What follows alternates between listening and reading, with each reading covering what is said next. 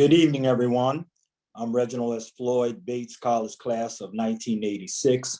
I want to welcome you all to the Benjamin Mays Black Alumni Society Celebration of Black Women.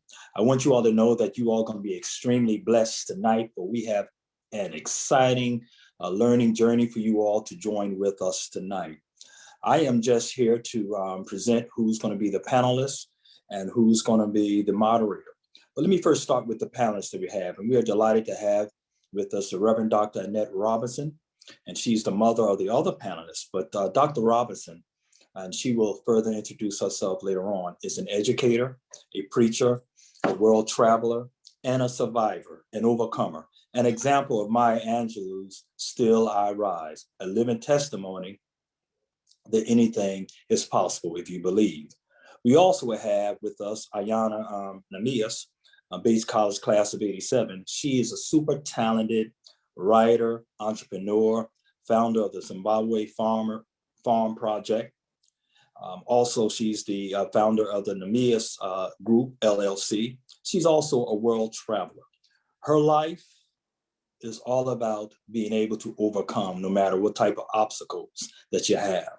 And so we're delighted to have those two panelists with us.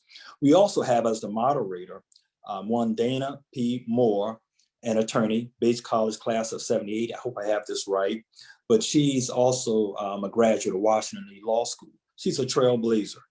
As an attorney, she's also the City of Baltimore's first Chief Equity Officer. The three people that you are about to meet are what we call world changers. I want you all to sit back, enjoy, and we're glad that this is part of us celebrating Black History Month. So I'm going to turn it over right now to our moderator, Ms. Dana Moore. Thank you, Reggie. That is an awesome introduction, and honored to be introduced that way. And I have to echo what you shared about the Reverend Dr. Annette Robertson and her extraordinary daughter, Ayanna Nahmias. I had a chance to talk with them, first Ayanna alone and then the two of them together. And I can attest that everything that you've shared about them is true. And the only thing that I would add is that they are truly extraordinary humans, extraordinary humans for the world. And really, because we're celebrating Black women tonight, I kind of want to start there, and I want to do something a little different. I'm going to ask Ayanna to start by sharing with all of us what she feels makes her mom extraordinary and worthy of celebrating. And then I'm going to ask the Reverend Doctor to do the same for her daughter. So Ayanna, let's start. Okay. My mother is amazing. Not only is she a survivor of many hard, difficult circumstances, but she is a recent cancer survivor. And that, yes, to have this time with her is amazing. And it's a testament to her resilience that, what, at 83, Mom? 81. She beat a really aggressive form of cancer. But my mom has been my rock, my foundation. She has been the trailblazer and the model for what it takes to keep on getting up when life knocks you down. And we're not talking little things, not just about the cancer, but in life, you know, between the two escapes from Africa, the first one, you know, implemented by my mom. We always like to say it was orchestrated by God and carried out by us, respectively. And then I was able to do that a second time. So my mom is just amazing, but she's also an educator, and has a towering intellect. My writing skills came from her. She's a phenomenal writer, and she's just a lovely human being. I mean, when I sent out the invites, most people, responded because they were like, oh, your mom's going to be on there? Oh my gosh, how is your mom? I mean, when she goes and meets people, it's just, my sister calls her Bud Light. Because people are just drawn there. So that's some of the things I love about my mom. Oh, that's awesome. I mean, just such a gift, and so much of what you described in your mom, I see in you, Yes. which is just a very lovely reflection. So, Reverend Dr. Annette Robertson, just take a minute and tell all of us what it is that makes your daughter extraordinary and special and worthy of our honor. I know the answers, but I want you to share with everyone else. She is a phenomenal woman. She's a mother, and she's a hard worker. And when she puts her mind on something, she is tenacious. And she's loving. She's loving. And one of the things that I tell, many times as I have available, is that she is fierce. When we lived in Africa, they called her Imkali Sana, which meant the fierce one. You didn't mess with anyone in her family, and you didn't mess with her. And she was always the smallest of the three. But they kind of went past her and thought that they had to be scared of the twins. But I wanted to tell them, no, you passed the wrong one. She's the fierce one. But she's a sweetheart. She really is. She was the most difficult to raise because she always has novel ideas. Why don't we do this? Why don't we do that?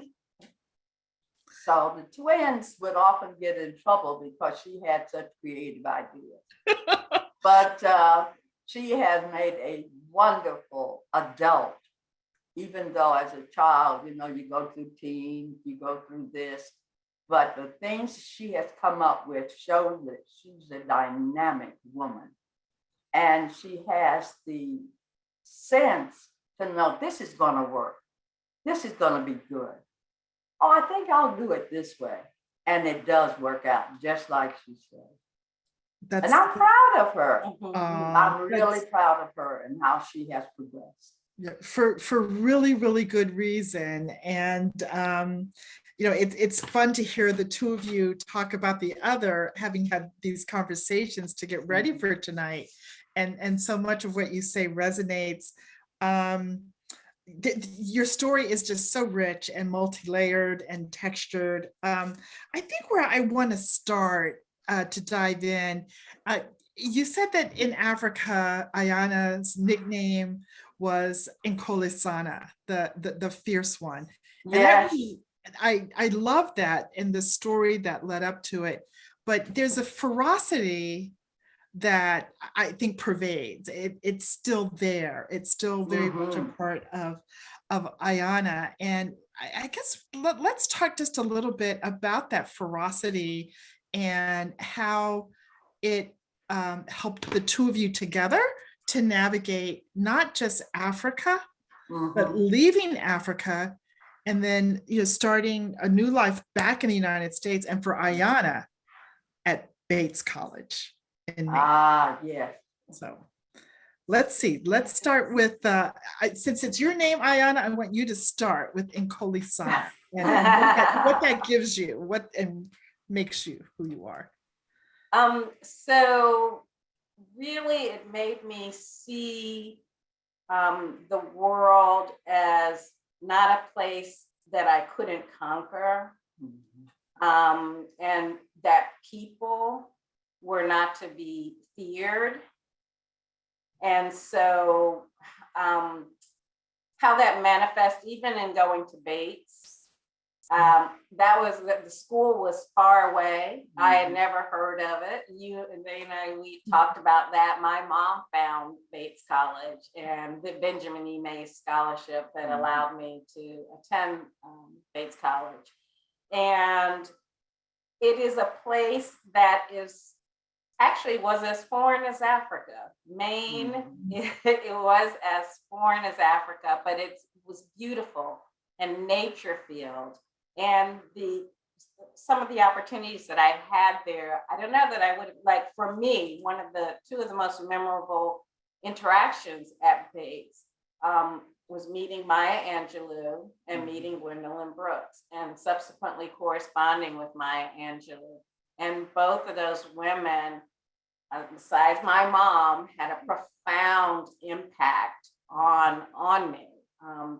Just their strength and their willingness to be transparent with their stories and their pain. Stories, we all have stories, and stories don't necessarily have to be about pain, but most of us have experienced some level of tragedy or trauma or challenges in life. And I think that the world would be a better place if we were able to share that honestly. Mhm. And so Bates was where I was in the English Lit program. And that was really kind of where I started to embrace writing. I wrote before, predominantly poetry and prose. I was also in the Debate and Forensics League. Actually, I was in the National Forensics League, the Wow. Catholic Forensic League, and the Maryland Forensic League, National Forensic Wow. League. So I always had a relationship with writing and language. And so Mkali Sana was what enabled me to not only go to Bates and make it. I'm not saying it was easy. I actually had to take a year off, which is why I graduated. I was class of 86, but graduated in 87. But it has given me the strength to be able to get through some really traumatic times in my life. And not only as a woman, but as a woman of color, as a Jew by choice, Orthodox Jew by choice. These are all difficult paths. And even as children being Muslim, so I hope that kind of answers your question, Dana.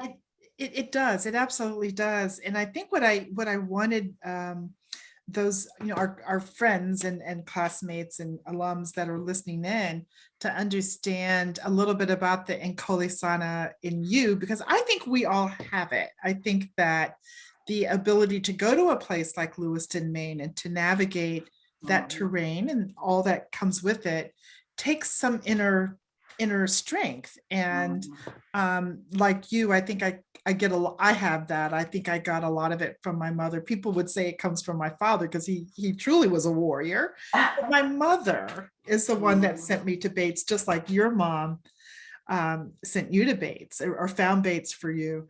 And this is one of the many overlaps in our lives, or the similarities. But Reverend Dr.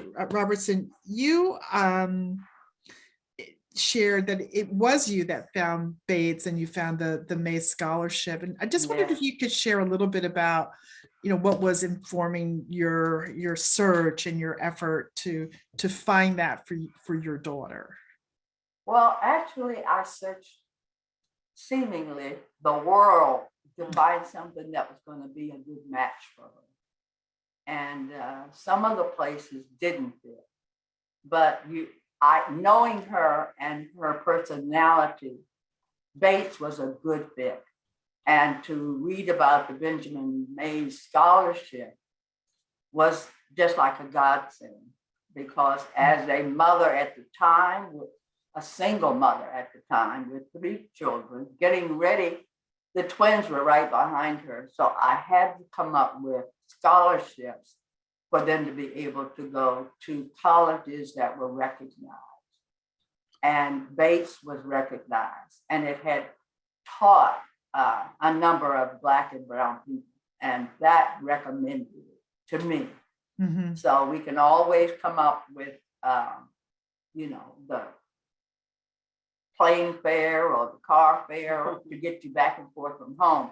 But it's the heavy lifting that needs doing on that scholarship and the money. Yeah, that tuition. Yes, and yes, but and it worked out to be good for her. And the Imtali Sana, she came in the world with. That she didn't just get it in Africa. When I brought the twins home, she looked at me and she said, "Mommy, take them back. Take them back." She says, "I don't want them. Take them to the commissary." Oh. Because I was born at Eglin Air Force Base, and so that's we have that similarity as well. Both of our fathers were in the military. Yeah. Yeah, and both with aviation. My father was a Marine Corps pilot, and I know. Yeah. He was the first Black pilot in the Marine Corps, and Wow. it was difficult to to say the least. And I remember being on the bases and being the only Black family. And of course, we didn't say that then. We were the only Negro family. We were the only family. Yeah, really. Or when they weren't being nice, the only colored family. The only colored family, right. Mhm. Right. And they didn't ever really let you forget it. And they certainly didn't let my parents forget it. Mhm. So in the intro, you both have talked about Africa and the richness. When we talked the richness of Africa, but you both allude to escaping from Africa, and we didn't talk a lot about that. And I'm just wondering if you could just share a little bit about that. And the reason I want to go into that just a little bit is it was, for me, it's through escape that you survive. And it's through the survival that you're here to tell the stories. But there were decisions that were made, that had to be made in the moment, and they were hard decisions, but it was all for survival. So just because I think we all have moments where we have to make a decision. Are we going to stay and risk, or are we going to go and survive? So you survived. So I'd just like to hear a little bit about that. Well,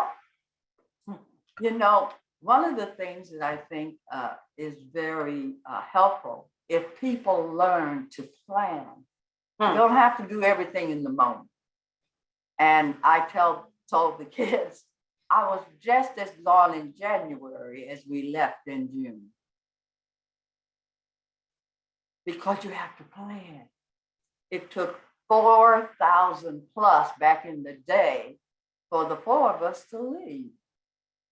How do you get $4,000 when your husband won't let you count them down? Right. So, but fortunately, and I want to get this in because I think it's important. I grew up in a family where my dad was very active. He was a civil rights activist. He started a boutique law firm right after law school at Howard. And it was very, very interesting that we should grow up in that environment where we had plenty. We lived in a neighborhood where Dr. Drew lived, and all these people that you don't think about who are in books. And it's interesting because when you're children, you don't think about, well, who is he or who is she? The woman who lived around the corner down the street was the woman who was the Hidden Figures lady. Oh, sure. Yeah. That sent John Glenn into space. And he wouldn't go without her checking the figures. She was brilliant. And these are the kinds of people that came through the house, and, we had over for dinner and all those kinds of things. So I grew up in an environment of possible. Anything's possible. You don't have to accept what people do to you. You don't have to accept what happens in the environment. You have choices. And every night when he'd come home from his office, we would sit down at the table, the 4 children and mom and dad. That's the way we had dinner. And he would quiz us. What did you learn today that's going to make a difference in the life of someone else? Mm. What did you do, learn, or read that's going to help you have a better life? So those kinds of challenges help me decide in January that I've got to get out of here and to make plans. So you said you were, I think I got this right. I was as gone in January as I was in June. Yes, and we Yeah. left in June. I love that. I love that sentence, and Mhm. you know, all that it says, all that it Mhm. shares, and it's the planning, it's the thinking, it's this. I will Yes. wait. I will wait for the time. I will wait for that moment. Mhm. You And also- nothing changed. Nothing changed from January to June. It all looked just like it did before. Planning. planning Mhm. and being prepared. Preparing. Yeah, it's not just about the, yeah, that's amazing. So you also said, I grew up in an environment of possible. Yes. And this is almost a rhetorical question. I think you created that for your children. You certainly created that for Ayanna. Yes. Yeah. I remember when I was little, my mom would always tell me about these 2 studies, and one was it the blue-eyed white doll baby? Oh, yes. Yeah. Segregation. Yes. Yeah, Mhm. for And Brown the versus other- Topeka. Yes, Mhm. and the other study was, and I may not have the study right, but this is what I took away from it. In a room like a restaurant, Yes. where there were Caucasian people that would come in and Black people that would come in. The Caucasian kids would move the chairs around to fit their needs, and the Black children, wherever the chairs were placed, no matter how uncomfortable, they would sit there. And that story stuck with me, and it's something that people laugh at about me, because I constantly come in and, no matter the circumstance, rearrange things to be efficient and to meet the need. And to meet her needs. No, it's not a selfish No, thing. it's not.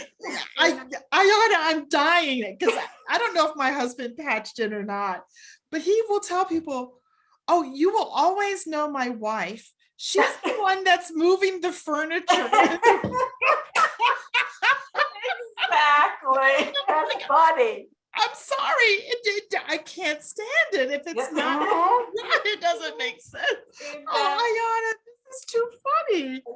But it's true. It's true. And it's a sense of mastery of one's destiny and one's environment and one's world, not to the exclusion of other people and their needs. But how can you possibly hope to affect change and positive change in other people's lives if you can't do that for yourself? You can't speak up for yourself. You can't advocate for yourself.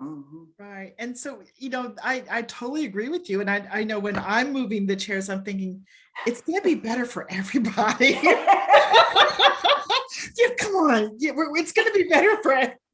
Not just me, it's for everybody. Yes. Oh my goodness, that is too hilarious. Too hilarious. Well, I get it totally. So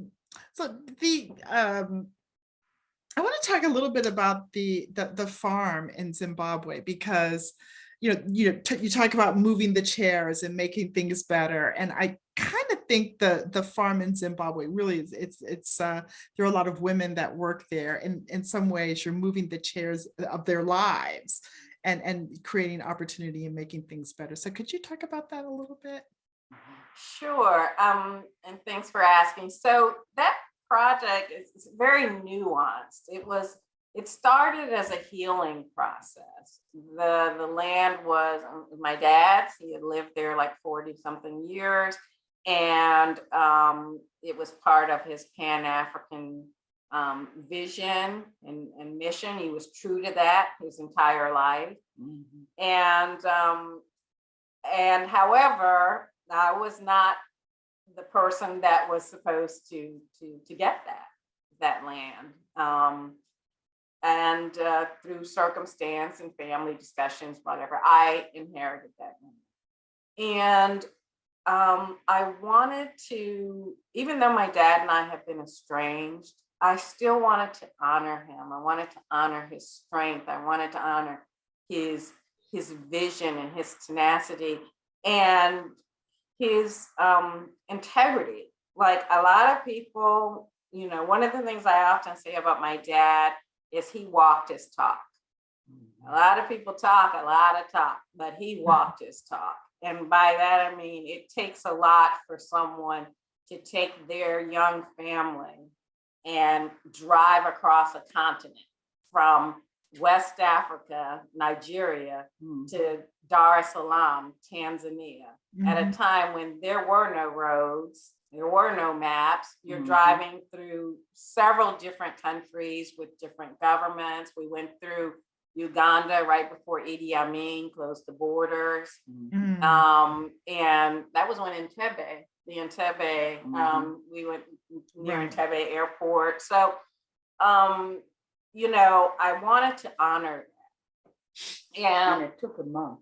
It took a month to drive. Yeah, it took a month to drive. Yeah, and there are a lot of, we saw a lot, we experienced a lot. One story, and I will get back to the farm, but one story, I remember when we were in Sudan and Dad said, there's the Nile. Oh, yeah. Yeah, and I was waiting to see the Nile switch the flow because, you know, and I'm looking at the Nile going, when is it going to change the flow? When is the water going to start flowing that away? But I wanted to honor that about him, but I also wanted to reclaim not only myself, but some of the help other women to experience a lot of the freedoms that we didn't have because we were women in his household and in many households, not only in Africa, but across America too. In many households, women and daughters are not afforded the same latitude of discovery and expression that our male counterparts are given. And so even though in Zimbabwe, that's a totally different culture, it's a beautiful culture, it's a soft culture, it's nothing like Nigeria. Nigeria, man, there's a reason that they have so many criminals calling, trying to get your money. That's a hard Nigeria. I love Nigeria, but it's a hard place. And it's a very hard place for women. And I carried that. I think Mom carried that as well. So for me to provide, to use the farm and to create this nonprofit where women can not only work, but they can get training and gain skills in finance and in micro farming and farming techniques. We have macadamias, and hopefully learning that whole process even to the point of exporting, to South Africa. It just means a lot to me to see making a positive difference in other people's lives, and particularly women, because when you give a woman autonomy, you provide a woman with the ability to earn her own income, it affects her children, and it affects everything in a profoundly positive way. It does not diminish the role of the husband. It does not emasculate. but it's like we're equal, but we bring two separate dreams and skills. Yeah. And it's so true that one person's liberation is not another person's incarceration or absence of freedom. Two souls liberated is beauty. I think. Yes. And your mom. So when I got the opportunity to talk with your mom, I said, well, what do you want me to call you? And do you remember what you said? I think I remember. Everyone calls me Mom Ann. And it started in Africa because there's a reverence for the aged and those who are above them in terms of the chronological age. And they would say, Mommy, Mommy, come. Mommy, Mommy, this, that, and the other, and the name just stuck. Mom Ann. And really and truly, it fits me. And if I have any title, that's the one I love the most. And I it thought, really is, Mom Ann. yeah, it really made an impression on me. One, my mother's middle name is Ann, and so Okay. Eleanor Ann, from Topeka, Kansas, and actually my first place of memory is Hawaii and macadamia nuts. In Hawaii, so it's really, there's just a richness there, and you said to me that you wanted me to call you like when people call you Mom Ann, and I said, why? And you said, because I'm 80 and I have a lot to share. And I want to share. And you want to share. And I felt like I was being brought in to this cocoon that clearly Ayanna has benefited from and just flourished with. One of the things that I just think our audience would love to, you shared a few things already. I grew up in an environment of possible. I was gone in January as I was in June. But here we are, it's February 2022. Your life is just so rich and so full. There are people on this call that are relatively at the beginning of their professional lives. There are people like me that are starting to think about, hey, it's time to do something different. And then there's Ayanna, who's just popping and jumping and has all kinds of things cooking that are going to spring forth. Mom Ann, yes. Mom Ann, what would you say to us, to this really varied audience, about life and how to navigate and survive? That's a big question. It is. But I have found, as I am unafraid and have grown up in an environment from a child, when I was encouraged to speak out when we were having the family dinners. I was encouraged to participate when others from his law office were in the home and what have you. Not in inappropriate way, but if I wanted to ask a question, I could. And if I wanted to do something else, I could. We grew up in an environment that says you can. And that does something to your psyche. So you can speak out, but you have to learn the language and the timing of being able to speak out and the timing. And I think that part of that has made me who I am. And I'm unafraid. And at this age of 81, at this age, people are more willing to hear a word from a senior. When sometimes I have had great access to all kinds of people, all kinds of environments. And I shared a few of the people that lived in our community who were the ones that are in the history books, but those are the ones who are the heavy hitters, the heavy lifters that everybody remembers. But how many people remember Fannie Lou Hamer?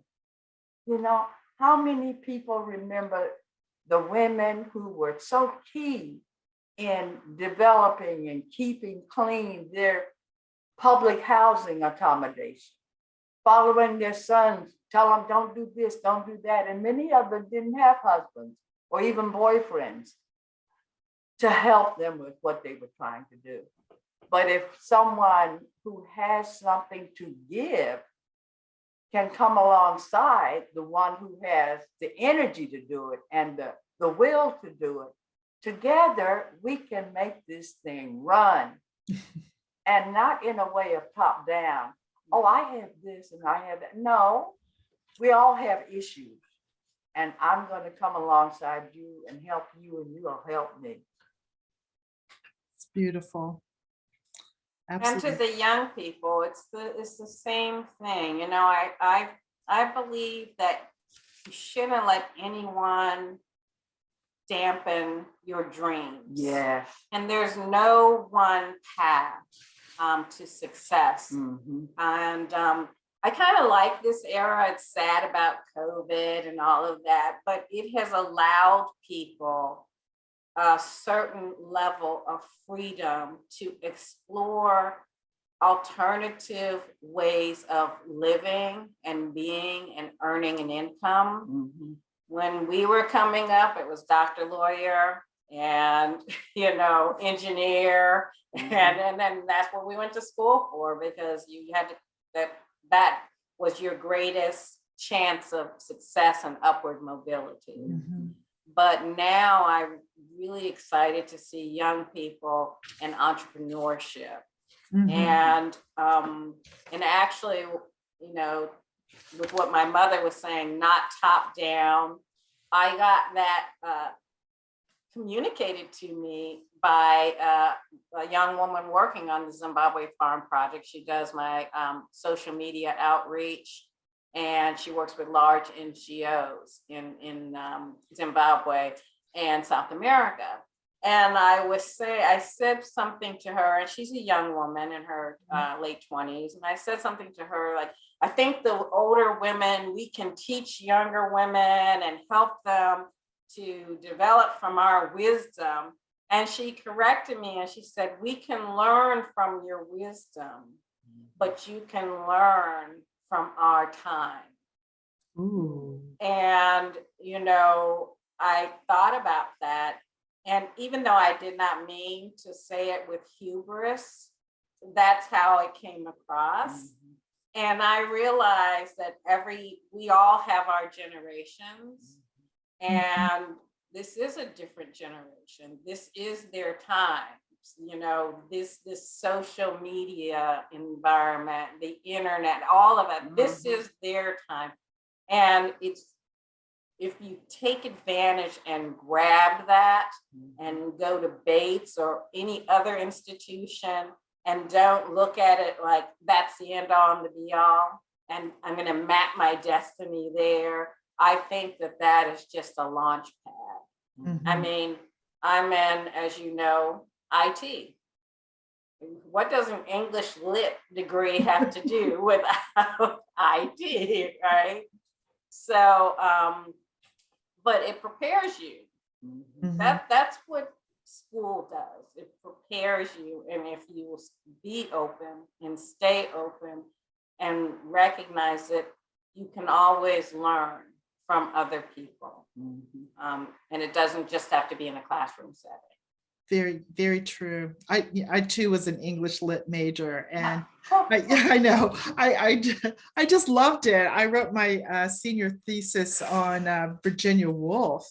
Oh, and, yeah, my theme really was a room of one's own, and that was so powerful to me, that we need to have our place, we need to have our room. And I not too terribly long ago had the opportunity to welcome a new employee who was a refugee from Afghanistan. And she had fled after the Taliban murdered her father. And she wanted to be a lawyer, and that was not good. That was not allowed there. And she fled. Very convoluted story, but she wound up in the law department where I was working at the time, and everyone said, well, she can just you can just set her up in the conference room, just, you know, she's an intern, that'll be fine. And I'm like, no, she will have a room of her own. Oh, that's She will have beautiful. her own office. It won't be big, but she will have a room of her own. And That's I remember beautiful. thinking and making that decision. And then I decorated it. I put in a nice picture. I had flowers for her first day. And Oh. this is someone, she's Muslim. And I'm Catholic, and people kept saying, you can't work with her. The two of you, you can't work together. It's not possible. And I'm like, are you all crazy? I mean, I don't get it. And she's so young. I'm like, I don't understand. I mean, it just never occurred to me. Well, she is now the chief of staff for me. Wow. When I switched jobs, she just says, I'm going with you. I'm not going to, it was very emotional. She says, I'm not going to let you go there by yourself. I'm coming with you. And she became my protector. Isn't that interesting? Isn't that just that's a beautiful story. Yes. I was hers and now she's mine. And Wow. Yes. That's beautiful. Yes. Her name is Khadijah, and she's just pretty amazing. Right. Just lovely. Yeah. So we've got just a few more minutes before we need to open up and take questions, but I wanted to, Mom Ann, I found some notes. You said that when we first talked, I think it was you that said we were forged in the fires of slavery. No, that was me. Oh, that was you, Ayanna. Okay, so Ayanna, I'm turning to you. I loved that. It's so true. It's so true. And it speaks to me about not just our truth, our history, but also some responsibility. What are we going to do with that? And I really want you to share some out loud thoughts on that with the audience, because I think that's that's just so powerful. I think I said that also within the context of the need for Black Americans, all Americans, but Black Americans in particular, to go back to Africa. Not to stay if that's not your passion. You know, that's my passion, that's my destiny. But if you can go back, there's a level of freedom, of redemption, of wholeness. And yes, we're forged in the fires of slavery, but like Shadrach, Meshach, and Abednego, you don't have to stay there. No. And I think that going to Africa allows you to see that you're bigger than this. You're bigger than the labels that they put on you here. You're bigger than the current trauma drama that is, you know, a continuation of the trauma drama. And so, like, I had invited members of the board here to come to Zimbabwe and to come to the Zimbabwe Farm Project. We had a group of people come called Print the Love, and I was really excited to have them. They go all around the world and they take pictures, and they to communities, underserved communities, or, you know, communities that are struggling with challenges. And they take pictures and they give the pictures to the people, because these are sometimes the only photos that they'll ever have of their children. And because they can't afford to go and we take it for granted, or they don't have an iPhone or any phone for that matter, to take pictures and build memories. But I was a little disappointed when they came and there was not one single person of color, you know, and so I always extend this invitation, and I think it's important for everyone to have that opportunity to just go, even if it's for a week, better if it's a month, and reclaim your connectedness. feel what it feels like to be called sister and brother. Mhm. And as a matter of course, nothing forced. It's just sister, brother, mom, mommy. And it's a beautiful thing. Yes, certainly is. It certainly is. Well, it struck me as you were, both of you were talking, the land and the rootedness of that place, and the beautiful things that happen there in that land, in that exact space, and some of the challenging things that happened. And you're reclaiming it for yourself, Ayanna, and making it so beautiful. When, as you were developing the farm and or going through the process of reclaiming, were you thinking about that at all? That you would sort of move the chairs of the land and make it That's for you? interesting. And actually, at first, no. At first, I was so angry. I had a lot of anger. And at the passing of my dad and the circumstances and our relationship. And I was really angry. And I remember I raised every piece of property on the farm to the ground, even the workers' servants' quarters, which I subsequently went, wow, I wish I had kept those. Because now we're doing fundraising, trying to build houses for the people that live on the property. But, you know, it took a while to process. I think you and I talked about that, our fathers having passed within 3 days of each other. Yeah, 3 days. Know? 3. And after I got through that and made it through that healing process, I thought to myself, what good is that land to me if it doesn't benefit the very people in the community that need it? Because I saw the people in the community living in the woods, and it was different than Nigeria, because Nigeria, there are beggars everywhere. And Zimbabweans are very proud people, and they like to work and earn the money. But I would see them living in the woods and living in a game preserve. And I just felt so terrible about that. And I was like, I can make a difference. And initially we hired everyone. We hired men, we hired women, you know, but I started to narrow down the focus to women because there are so many more opportunities for men. And I love farming. I love nature. I just think it's the coolest thing when you have fields of corn. Like right now we have corn and we have sunflower seeds, and we'll be sunflowers and using those to augment the feed for the chickens. And but year after year to see like sugar beans and carrots, and it's the most amazing thing. I think it's the closest thing to giving birth. Other than that, my child, your children, that's like an amazing thing. But and so planting and growing and farming is like that. It's the cycle of life. Absolutely. Yeah, absolutely.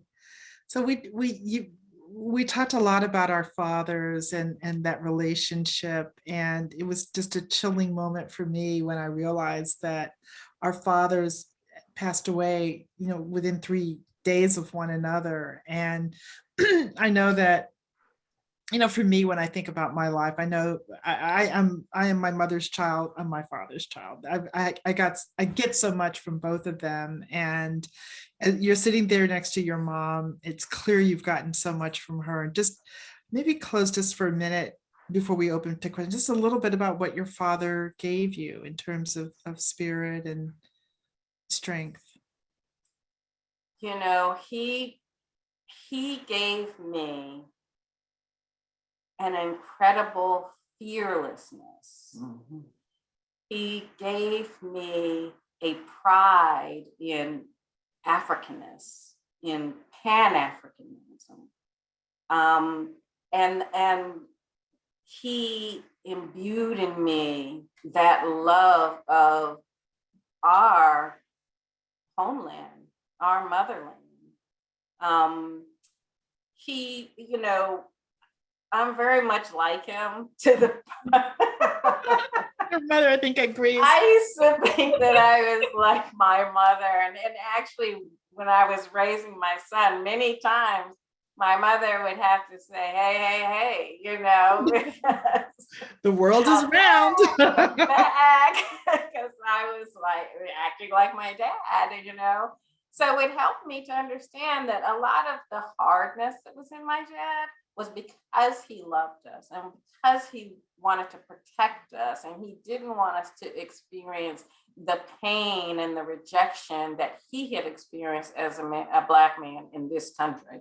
He did, yes, and he didn't want that, but the way that he expressed it was just very hard.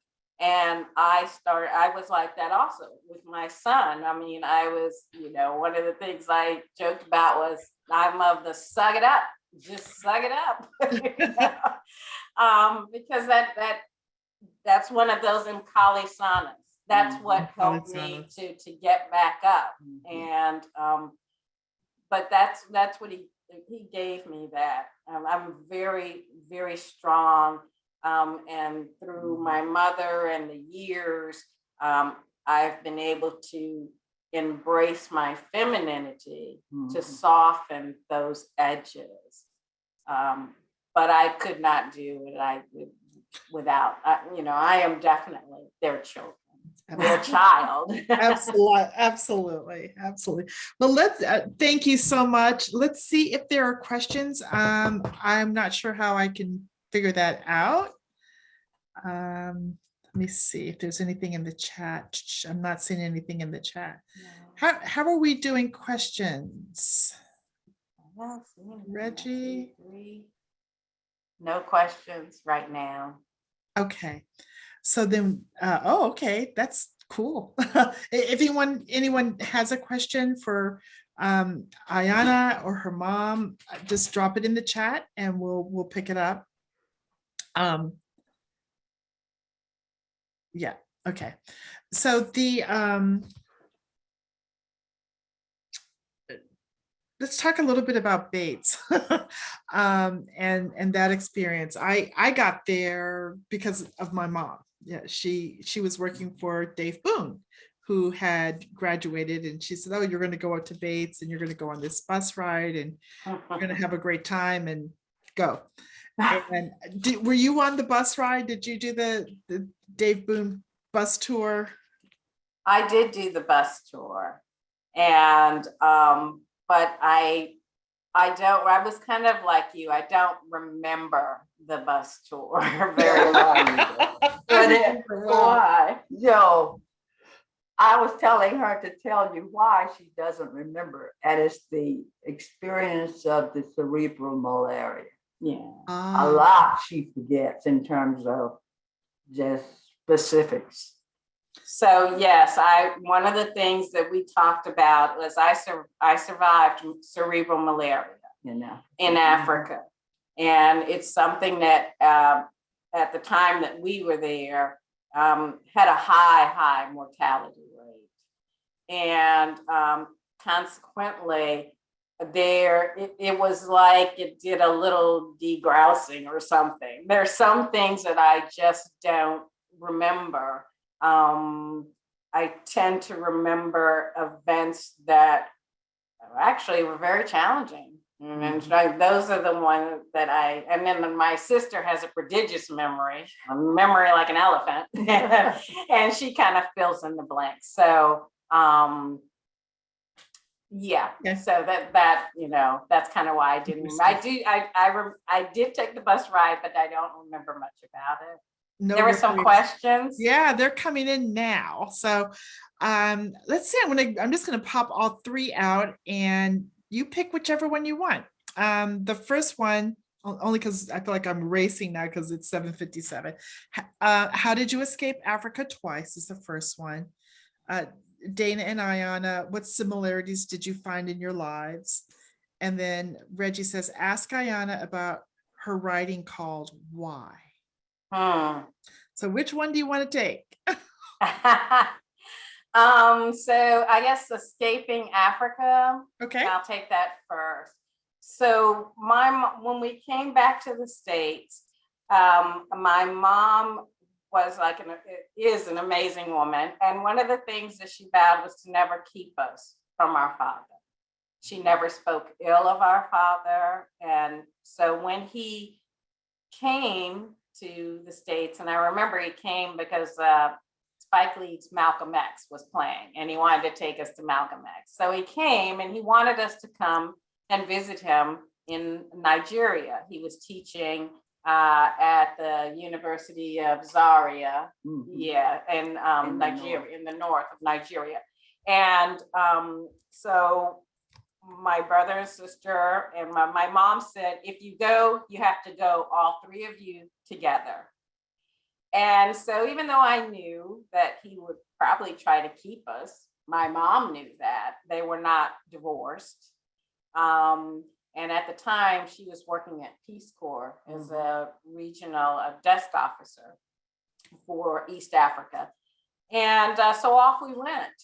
And as soon as we got there, he took away our passports and took away our visas and our tickets and promptly started to enroll my brother and sister in a school in Jos, which was very far away.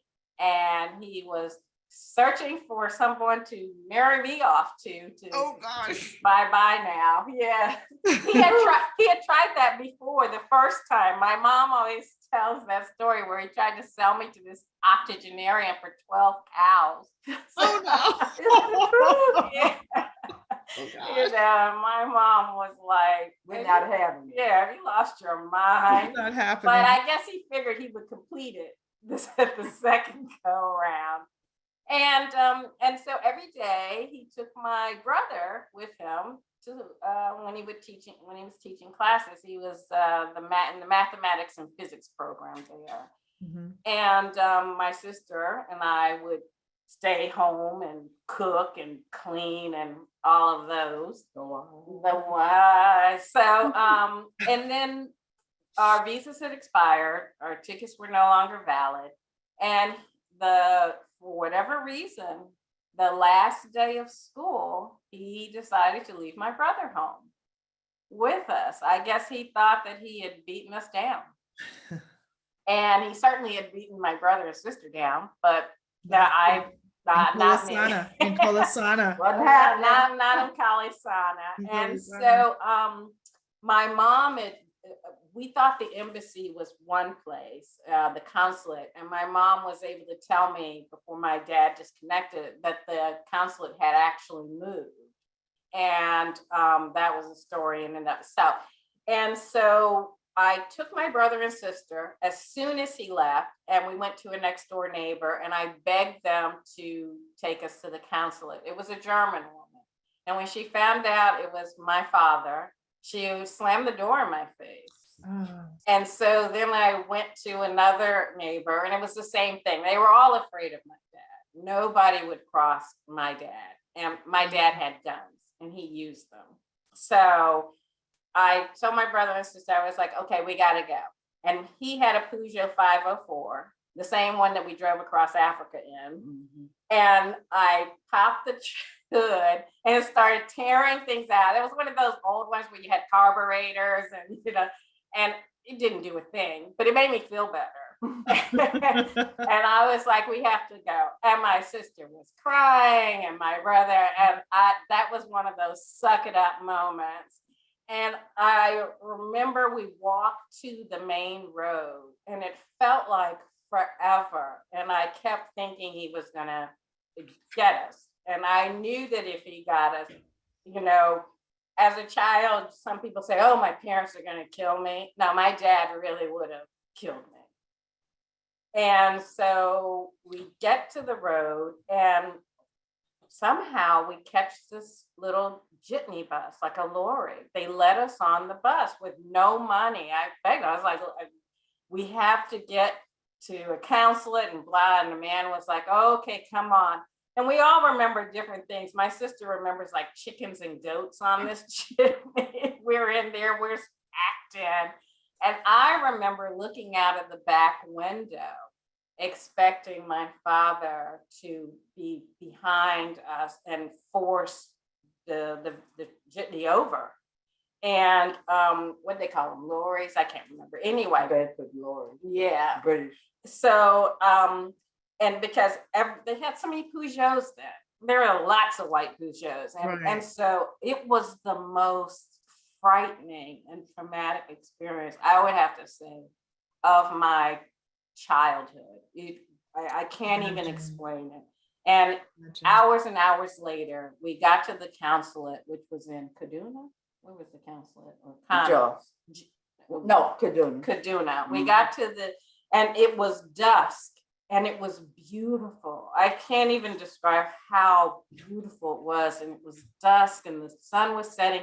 And we go up the stairs and the consulate is closed. Oh, no. And I sat down on the steps and cried. And that was the first time I cried because I did not know what we were going to do. And miraculously, here comes this lady, and she was a secretary, and she had forgotten her purse. Oh, no. That is amazing. Yeah. And so Wow. she took us home with her because the consulate was closed, but she took us home with her and let us stay with her overnight. And then the next day we went into the consulate, and thus started the battle between my dad, Nigeria, and the United States. And That's kind of like a succinct version. that's Cliff notes. Cliff notes. That is an amazing, amazing story. And so this is the third time I've talked with you, and this is the first time you've told the story of the second escape. And it pretty powerful. So there was another question. So I was starting to read your beautiful, it was very lush writing. Why is not the answer. And there's a note in the chat to ask you, Ayanna, about that writing. And yeah, do you feel they're giving us a few more minutes? Do you feel you can talk about that? Yes. So I wrote the piece, Why is not the answer, after my dad passed. And actually I wrote it shortly after his cremation. And it was just so raw to me because I could not understand why my dad would talk to my mother, my sister, my brother, all these people, but he refused to talk to me, even on his deathbed. And I could not understand that. I could not understand why people came and they visited and they gave condolences to my sister, and they didn't know who I was. And they didn't know who my son wasn't with me at that time, but they didn't know. And I was like, why? Why did my dad try to keep us? And why did he try to sell me and marry me off? Why? And why did he say such hurtful things, or even put me in the position where I had to escape and take my brother and sister?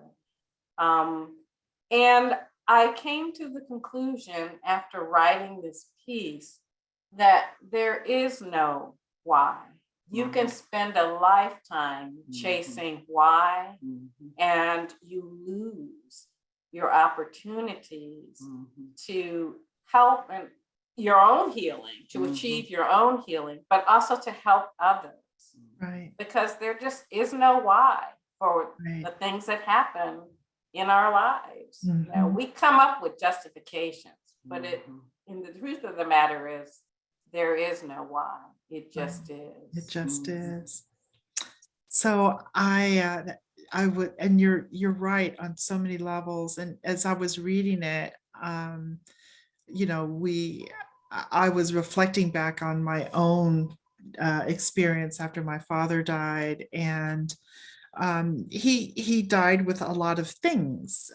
He had beautiful art and he had beautiful furniture, and I received a couple of pieces, but most of it I ended up with a piece of artwork my grandmother did, his mom, and but most of it I yielded. I didn't feel I needed any of that. But I was the one that went in and did the hard work of going through the silverware and the dishes, and holding them and wondering what happened. What happened. I cleaned out his spice racks, and I probably found 20 jars of chili. Yeah, that's spice. And because that was his thing, he loved chili, and I still have it here. I do not make a bowl of a pot of chili without seasoning it with some of my dad's chili powder. But all the days and hours of going to his house and touching his things and wondering, why did my parents divorce? Why did he remarry so soon? Why did he want to set up a new family? Why? These are, I'm a grown woman and I'm still trying to figure it out. And as I was reading your why, I just felt an even, greater, similarities in our lives. So it's 8:08. I guess we should, we could actually continue for a long time, but I know that it's late. Oh, there's India Graves. Dee Dee was my best friend in at Bates. Hi, I can't see you, but you can see me. We were class of 79, and it was Dee Dee, me, and Kim. We've lost track of Kim Hill. Hi, Dee Dee. But I just want to say thank you to both of you. You will always be Mama Ann to me. And Ayanna, you are my sister. Truly my sister, and I just want to thank you for sharing so much, with all of us. This was a very rich night, and one I hope we all remember. So I'm going to hand it back over to Ben Robinson to close us out.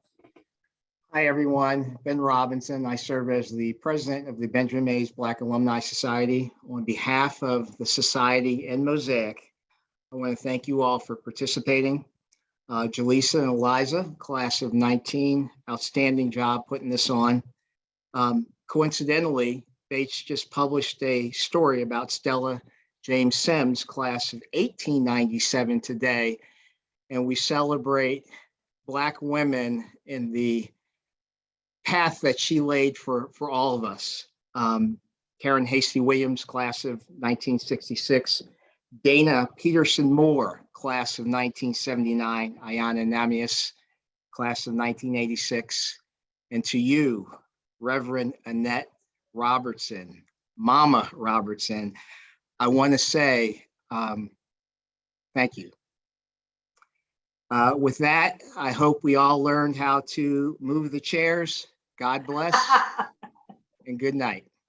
Good night. Thank you. Thank you.